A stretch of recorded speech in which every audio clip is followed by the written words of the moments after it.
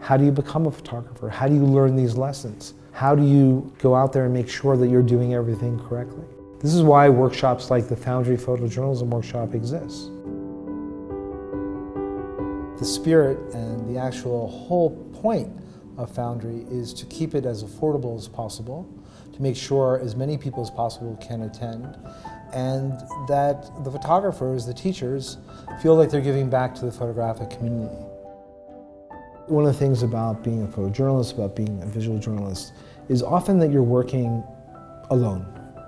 You're in very difficult places. And one of the great things that the Foundry Workshop does and other workshops do is it creates this community to make sure that you understand that you're not alone, to be able to understand that if you're from Kigali, there's a guy from Cairo, you're more alike than different.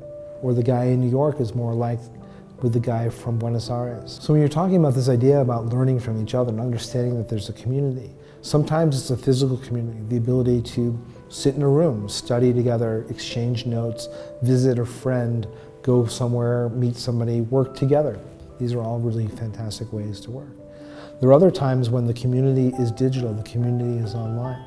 So you go to the Photo Wings archive and you listen to conversations, you watch conversations with a range of people from different cultures, different gender, different ages, different subject matter, and that is just an education unto itself. It is imperative that all of us are constantly learning and trying to constantly do a better job.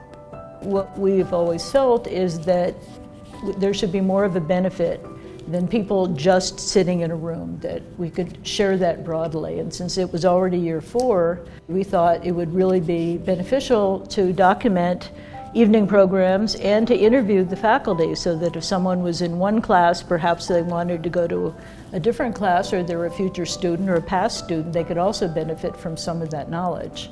And we also do something called Lessons in the Field, where we follow some of these photographers around showing how they work with the fixer, how they photograph children. So it's really hands-on. One of the things that's incredibly always important to remember about this world of visual journalism is that there's no plateau. You are always learning. I am always learning. The best in the world are always learning.